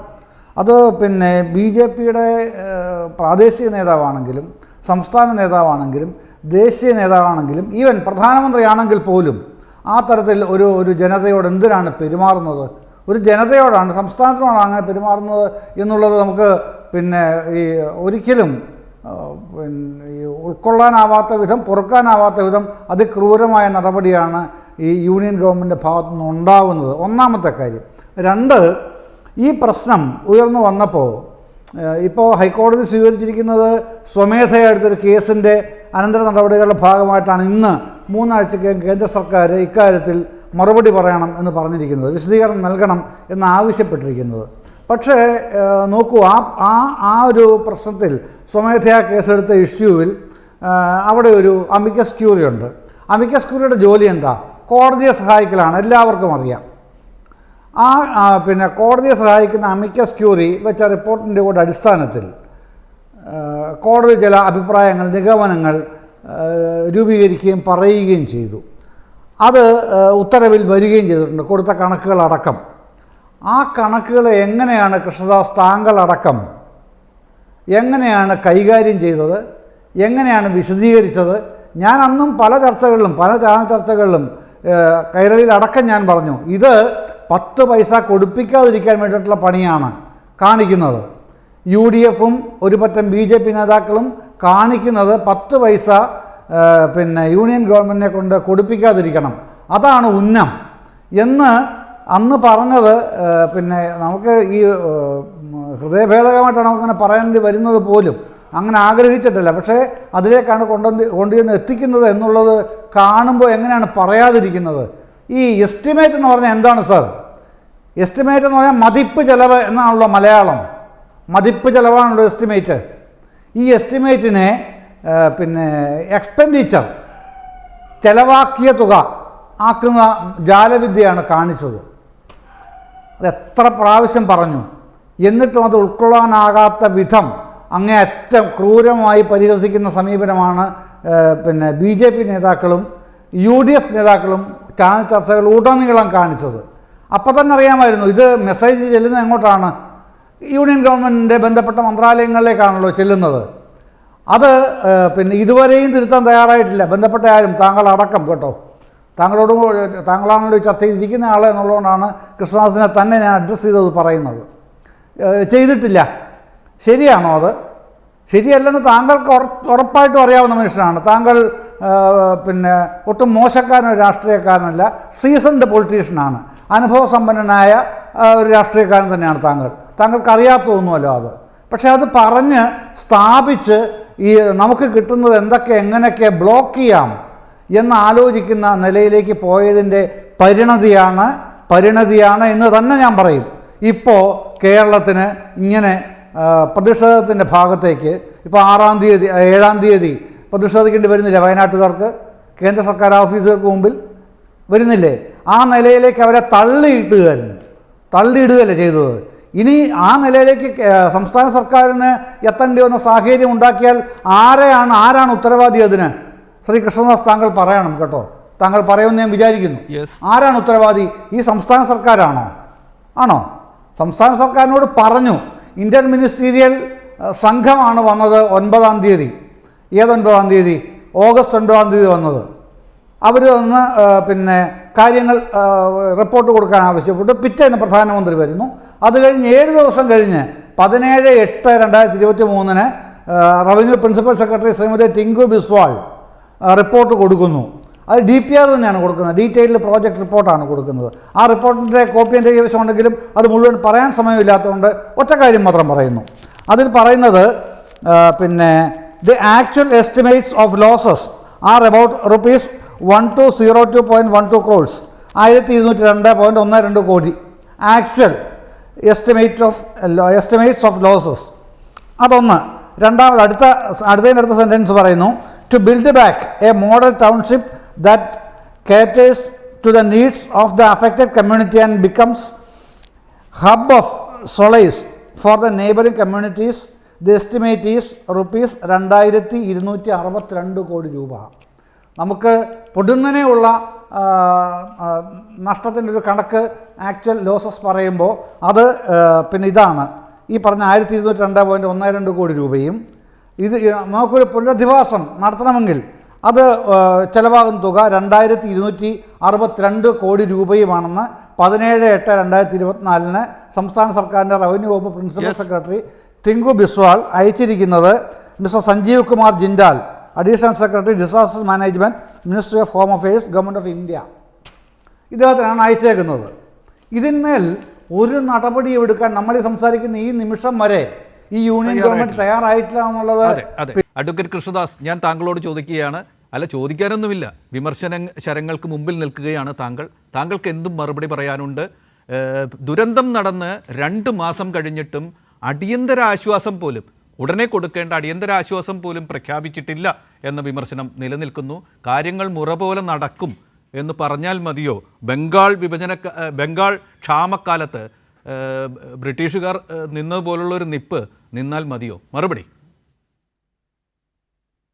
നമ്മൾക്ക് വിമർശനത്തിന് അതിരില്ലല്ലോ. നമുക്ക് എത്ര വേണമെങ്കിലും വിമർശിക്കാം. അതിൽ തെറ്റൊന്നും കാണേണ്ടതില്ല. പ്രതിപക്ഷ പാർട്ടികൾ എന്നുള്ള നിലക്ക് കേന്ദ്ര ഗവൺമെന്റിനെ വിമർശിക്കാനുള്ള അവകാശം ഏതൊരാൾക്കുമുണ്ട്. അതിൽ തെറ്റൊന്നും കാണേണ്ടതില്ല. പ്രത്യേകിച്ച് ഏതെങ്കിലും തരത്തിലുള്ള രാഷ്ട്രീയ ലാക്കോട് കൂടിയിട്ടാണ് വിമർശനമെങ്കിൽ അത് കുറച്ചുകൂടി ശക്തമായി വിമർശിക്കാം. അതിലും തെറ്റ് കാണേണ്ടതില്ല. പക്ഷെ ബഹുമാനപ്പെട്ട മുഖ്യമന്ത്രി കഴിഞ്ഞ ദിവസം അദ്ദേഹത്തിന്റെ വാർത്താ സമ്മേളനത്തിൽ പറഞ്ഞത് സംസ്ഥാന ഗവൺമെന്റ് ഈ ദുരന്തം ഉണ്ടാകുന്ന സമയത്ത് 395 കോടി രൂപ സംസ്ഥാനത്തിന്റെ SDRFന്റെ ഫണ്ടിൽ കോർപ്പസ് ഫണ്ടായി ഉണ്ട്. അതിന്റെ തൊട്ടടുത്ത ദിവസം എന്ന് പറഞ്ഞാൽ ദുരന്തമുണ്ടായതിന്റെ പിറ്റേ ദിവസം 145 കോടി രൂപ സെൻട്രൽ ഗവൺമെന്റ് സംസ്ഥാന ദുരന്ത നിവാരണ അതോറിറ്റിയിലേക്ക് കൈമാറിയിട്ടുണ്ട്. അപ്പൊ അങ്ങനെ 540 കോടി രൂപ ഈ ദുരന്തമുണ്ടാകുന്നതിന്റെ അതേ ദിവസം എന്ന് പറഞ്ഞാൽ പിറ്റേ ദിവസം തന്നെ സംസ്ഥാന ഗവൺമെന്റിന്റെ കയ്യിലുണ്ട്. കഴിഞ്ഞ 5 വർഷക്കാലത്തിനിടയിൽ ആ തലത്തിൽ സംസ്ഥാന ഗവൺമെന്റ് കിട്ടിയിട്ടുള്ളത് 2220 കോടി രൂപയാണ്. അതിൽ 1200 കോടി രൂപ എന്ന് പറയുന്നത് സെൻട്രലിന്റെ ഷെയറാണ്. അപ്പൊ സംസ്ഥാന ഗവൺമെന്റിന്റെ കോർപ്പസ് ഫണ്ടായി കയ്യിലിരിക്കുന്ന 540 കോടി രൂപ ദുരന്തമുണ്ടാകുന്നതിന്റെ തൊട്ടടുത്ത ദിവസം തന്നെ സർക്കാരിന്റെ കയ്യിൽ അത് പൂർണ്ണമായും ഉണ്ട്. അതിൽ എന്തെങ്കിലും തരത്തിലുള്ള കുറവുകൾ വന്നിട്ടുണ്ട് എന്നുള്ളതല്ല. സംസ്ഥാനം ആവശ്യപ്പെടുന്നത് നിലവിൽ 291 കോടി രൂപയാണ് സംസ്ഥാന ഗവൺമെന്റ് പുതുതായി ആവശ്യപ്പെട്ട അടിയന്തര സഹായമായി ആവശ്യപ്പെട്ടത്. ചന്ദ്രശേഖരൻ, എനിക്കൊരു കാര്യം സൂചിപ്പിക്കാനുള്ളത്, ബഹുമാനപ്പെട്ട ശ്രീ ജയചന്ദ്രനാണെങ്കിലും ശ്രീ റഫീഖ് ആണെങ്കിലും അവർക്ക് അവരുടേതായിട്ടുള്ള വിമർശനാത്മകമായിട്ടുള്ള അഭിപ്രായങ്ങൾ പറയുന്നതിൽ യാതൊരു തെറ്റും കാണേണ്ടതില്ല. പക്ഷേ അവർ മനസ്സിലാക്കേണ്ടതും ബഹുമാനപ്പെട്ട മുഖ്യമന്ത്രി പറഞ്ഞതും കൂടി മനസ്സിലാക്കണമെന്ന് എനിക്ക് പറയാനുള്ളൂ. സംസ്ഥാന ഗവൺമെന്റിന്റെ കയ്യിൽ ആ സമയത്ത് 540 കോടി രൂപയുണ്ട്. അതുകൊണ്ടാണല്ലോ BJP ഞങ്ങൾ പറഞ്ഞത് സംസ്ഥാന ഗവൺമെന്റിൽ മതിയായിട്ടുള്ള ഫണ്ട് എന്ന് പറഞ്ഞാൽ ഇപ്പോഴത്തെ ആവശ്യങ്ങൾക്കുള്ള ഫണ്ട് ദുരന്ത നിവാരണ അതോറിറ്റിയുടെ കയ്യിലുണ്ട്. അത് സെൻട്രലിന്റെ കൂടി ഷെയർ ചേർന്നതാണ്. ആ പണം സെൻട്രൽ ഗവൺമെന്റ് കൃത്യമായി ദുരന്തമുണ്ടായതിന്റെ പിറ്റേ ദിവസം തന്നെ കൈമാറിയിട്ടുണ്ട്. ആ പണം അവിടെ ഉണ്ട് എന്ന് പറഞ്ഞത് കൊണ്ടാണ്. പിന്നെ അതുമായി ബന്ധപ്പെട്ടുകൊണ്ടുള്ള പുനർനിർമ്മാണമോ അതല്ലെങ്കിൽ ഇനി ഭാവിയിൽ ഉണ്ടാകേണ്ട കാര്യങ്ങളെ സംബന്ധിച്ചോ എനിക്ക് ബഹുമാനപ്പെട്ട ജയേന്ദ്ര സാറിനോട് ഒറ്റ കാര്യമേ സൂചിപ്പിക്കാനുള്ളൂ. നമുക്ക് എസ്റ്റിമേറ്റ് ഉണ്ടാക്കാം. ഇന്ന് ബഹുമാനപ്പെട്ട കോടതിയും അത് തന്നെയാണല്ലോ സൂചിപ്പിച്ചത്. എസ്റ്റിമേറ്റ് ഉണ്ടാക്കുന്നതിനൊരു മാനദണ്ഡമുണ്ടല്ലോ സർക്കാർ തലത്തിൽ, ചെലവാക്കുന്നതിനൊരു മാനദണ്ഡമുണ്ടല്ലോ സർക്കാർ തലത്തിൽ. അപ്പൊ നമുക്കൊരു ഷർട്ട് തയ്ക്കാൻ 15,000 രൂപ വേണം, ഒരു മുണ്ട് വാങ്ങാൻ നമുക്ക് 25,000 രൂപ വേണം. ഇങ്ങനെയാണ് നമ്മുടെ എസ്റ്റേറ്റ്. അങ്ങനെയല്ലല്ലോ. ഞാനൊരു ഉദാഹരണം പറഞ്ഞത് മാത്രമേ ഉള്ളൂ. അപ്പൊ എസ്റ്റിമേറ്റ് തയ്യാറാക്കുന്നതിനൊരു മാനദണ്ഡമുണ്ട് സാറേ. ആ മാനദണ്ഡത്തിന്റെ അടിസ്ഥാനത്തിൽ വേണം എസ്റ്റിമേറ്റ് തയ്യാറാക്കാൻ. നമുക്ക് തോന്നുന്ന മുറക്ക്, നമുക്ക് തോന്നുന്ന രീതിയിൽ, നമുക്ക് തോന്നുന്ന എമൗണ്ട് എഴുതി അത് അറിയിക്കാമല്ലോ വക്കീലെ. എസ്റ്റിമേറ്റ് ഇത് കൊടുത്തു കഴിഞ്ഞാൽ അത് അറിയിക്കാമല്ലോ. മാനദണ്ഡ പ്രകാരങ്ങൾ ശരിയല്ല, തിരുത്തുക എന്ന് അറിയിക്കാമല്ലോ. അതിന് പകരം ഇങ്ങനെ കാത്തിരിക്കാമോ? നേരത്തെ ഉള്ളത് എടുത്ത് ചിലവാക്കൂ, മറ്റൊന്നും തരില്ല എന്നാണോ അതിന്റെ അർത്ഥം? അതുകൂടി പറഞ്ഞിട്ട് ചന്ദ്രശേഖരൻ, പെട്ടെന്ന് നമ്മൾ കുറച്ചുകൂടി പക്വതയോടുകൂടി വേണം ഈ വിഷയങ്ങളെ ആ കാണാൻ പറയൂ, എന്നുള്ളതാണ് പക്വതയുള്ള എനിക്ക്. അഭിപ്രായം എന്താണ്, അത് കേൾക്കട്ടെ. അതല്ലേ ഞാൻ അങ്ങയോട് ജയചന്ദ്രന്റെ അഭിപ്രായത്തിന് ഞാൻ അതല്ലേ തിരിച്ചു പറഞ്ഞത്. എസ്റ്റിമേറ്റ് അല്ല എക്സ്പെൻഡിച്ചർ. ഓക്കെ, അതറിയാത്തവരല്ലല്ലോ ഞാനും നിങ്ങളും അടക്കമുള്ള സർക്കാരിലിരിക്കുന്ന ആളുകളൊന്നും തന്നെ അതറിയാത്ത ആളുകളല്ല. എന്റെ ചോദ്യം അത് അതല്ല. എക്സ്പെൻഡിച്ചർ അല്ല എന്ന് മനസ്സിലാക്കി പിഴച്ചെങ്കിൽ തിരുത്തി കൊടുക്കാമായിരുന്നല്ലോ. റവന്യൂ മന്ത്രിയും പറഞ്ഞതാണ്, ഇതുവരെ ഒന്നും തിരിച്ചു പറഞ്ഞിട്ടില്ല എന്നാണ്. അങ്ങനെ പിഴയ്ക്കാനല്ലല്ലോ സർക്കാർ കണക്കുണ്ടാക്കേണ്ടത്. തിരുത്തി കൊടുക്കാമല്ലോ, പിഴയ്ക്കാനുള്ള കമ്മ്യൂണിക്കേഷൻ കണക്കാണ് നടത്താമല്ലോ. ഉണ്ടാക്കേണ്ടത്. നിങ്ങൾ ഇന്നത് തന്നില്ല എന്ന് പറയാമല്ലോ, അത് പറഞ്ഞില്ലല്ലോ. അങ്ങനെ ആവശ്യമില്ലല്ലോ. അവിടെ എന്താ അതിന്റെ ആവശ്യം? അവിടെയാണ് നിങ്ങൾക്ക് ഒരു കാര്യം ചെയ്യാം. ബംഗാൾ ക്ഷാമകാലത്തെ ഇത്ര രൂപ വേണം. ബംഗാൾ ക്ഷാമകാലത്തെ ബ്രിട്ടീഷ് ഭരണം ഓർമ്മിക്കപ്പെടുന്നത്. ഓക്കെ, പറഞ്ഞ് അവസാനിപ്പിക്കും. ചന്ദ്രശേഖരൻ, അങ്ങ് അത് ഓർത്താൽ നല്ലതാണ്. അതിന്റെ പ്രധാനപ്പെട്ട കാരണം, ഏതെങ്കിലും ഒരു കാര്യത്തിന് ഇപ്പൊ അങ്ങ് എനിക്ക് ഈ സമയത്തിന്റെ 10 മിനിറ്റ് സമയം എനിക്ക് തരുമോ? ഇനിയുള്ള ബാക്കി സമയം ഇല്ലല്ലോ. അത് അങ്ങ് divide ഞാൻ ചെയ്ത് വിചാരിച്ച കൊണ്ടാണ് പറ്റില്ല, പോകുന്നത്. പരിപാടി കഴിയുകയാണ്. പെട്ടെന്ന് അതെ, അത് തന്നെയാണ് എനിക്ക് സൂചിപ്പിക്കാനുള്ളത്. എല്ലാ ഓക്കെ, കാര്യത്തിനും അതിൻ്റെതായിട്ടുള്ള കണക്കും അതിൻ്റെതായിട്ടുള്ള അലകും പിടിയും ഉണ്ടല്ലോ. ക്ലിയർ. നമ്മളെ സംബന്ധിച്ച് ഒരു മറ്റുള്ളവരിലേക്ക് കണക്ക് പോകട്ടെ, കാണുമ്പോൾ അതിൽ മറ്റുള്ളവരിലേക്ക് പോവുകയാണ്. റഫീഖ്, സമയം തീരുകയാണ്. വളരെ പെട്ടെന്ന് അദ്ദേഹം പറഞ്ഞു അല്ല, ഇവിടെ നിർത്തിക്കഴിഞ്ഞു. ഈ മറുപടി പെട്ടെന്ന്. അവസാനം പുതിയ BJP പ്രശ്നങ്ങൾ ഉന്നയിക്കാതിരിക്കുക, മറുപടി മാത്രം പറഞ്ഞ് ഇല്ല സമാപിപ്പിക്കുക. പറയട്ടെ. പെട്ടെന്ന്. യെസ്, അതായത് BJPയുടെ പ്രതിനിധി പറഞ്ഞ ഒരു കാര്യം ഈ പറഞ്ഞ STRF-മായി ബന്ധപ്പെട്ടുകൊണ്ടാണ്. STRF എന്ന് പറയുന്നത് ദുരന്തം ഉണ്ടായാലും ഇല്ലെങ്കിലും കേന്ദ്ര ഗവൺമെന്റ് തരേണ്ട പൈസയാണ്. അത് എല്ലാ സ്റ്റേറ്റുകൾക്കും കൊടുക്കുന്നുണ്ട്. അത് ദുരന്തം ഉണ്ടായതിന്റെ ഭാഗമായി തരുന്നതല്ല. അതാണ് ഇവിടെ ഏറ്റവും പ്രധാനപ്പെട്ട പോയിന്റ്. STRF-ന്റെ ആദ്യ ഗഡു നേരത്തെ തന്നു, അതിനുശേഷം ഒരു ഗഡു ചെറിയ പൈസ തന്നപ്പോ അതിനെ പൊലിപ്പിച്ച് കാണിച്ച് പറയരുത്. അത് ഞാൻ നേരത്തെ തന്നെ സൂചിപ്പിച്ചു. ആന്ധ്രക്ക് 1036 കോടിയും ബീഹാറിന് 1311 കോടിയും ഗുജറാത്തിന് 1226 കോടിയും ഒക്കെ കൊടുക്കുമ്പോഴാണ് കേരളത്തിൽ 291 കോടി ആദ്യം തന്നെ പ്രഖ്യാപിച്ച് ആ ഘട്ടത്തിൽ അത്രയേ ഉള്ളൂ. അതിന്റെ രണ്ടാം ഗഡു മാത്രമാണ് ഒരു വിഷയം. പിന്നെ ഇവിടെ BJPയുടെ പ്രതിനിധിക്ക് പറയാനുള്ള എസ്റ്റിമേറ്റഡ് എക്സ്പെൻഡിച്ചറുമായി ബന്ധപ്പെട്ടുകൊണ്ടുള്ള വിഷയം, അത് നേരത്തെ തന്നെ നമ്മൾ പറഞ്ഞൊരു കാര്യമുണ്ട്. ഈ കേരളത്തിലെ മാധ്യമങ്ങൾ BJPക്ക് ഈ കേന്ദ്ര സഹായം മുടങ്ങുന്നതുമായി ബന്ധപ്പെട്ടൊരു ന്യായീകരണത്തിലുള്ള ഒരു അവസരം ഉണ്ടാക്കുന്ന രൂപത്തിൽ തെറ്റിദ്ധരിപ്പിച്ച വാർത്ത ഉണ്ടാക്കിയതാണ്. അവർക്കിപ്പം എടുത്ത് പറയാൻ പറ്റുകയാണല്ലോ. പിന്നെ ഒരു വിഷയം ഇവിടെ കാണുന്നത് എന്താ, ഇവിടെ ചെലവുമായി ബന്ധപ്പെട്ട കാര്യം പറഞ്ഞു. 2018 നമ്മുടെ ഒരു അനുഭവം എന്താ? 2018 സെർച്ച് ആൻഡ് റെസ്ക്യൂ വിഭാഗത്തിൽ നമ്മളെ ഗവൺമെന്റ് ആവശ്യപ്പെട്ടത് 217 കോടി, കേന്ദ്രം നൽകിയത് 70 കോടി. ആ 70 കോടിയാണ് കേന്ദ്രം 217 ആവശ്യപ്പെട്ടപ്പോ 70 കോടി നൽകി. അതിനുശേഷം ഒരു വർഷം കഴിഞ്ഞപ്പോ 100 കോടി രൂപയുടെ ചെലവിന്റെ ബില്ല് വന്നു. വ്യോമസേന ഈ കേരളത്തിലേക്ക് വന്ന് തിരച്ചിൽ നടത്തിയതിന് 100 കോടി രൂപയുടെ ബില്ല് വന്നു. അതായത് കേന്ദ്രം തന്ന 70, അതിന് പുറമെ 30 കോടിയും കൂടെ തിരിച്ചു കൊടുത്തുകൊണ്ട് അത് കടം വീട്ടേണ്ട അവസ്ഥയിലേക്ക് കേരളം വന്നു. ഇതാണ് നമ്മുടെ മുമ്പുള്ള അനുഭവം. റഫീഖ്, നമുക്ക് അവസാനിപ്പിക്കാം. ജയേന്ദ്രൻ, താങ്കൾ കൂടി 2 വാക്ക് പറഞ്ഞ് അവസാനിപ്പിക്കും.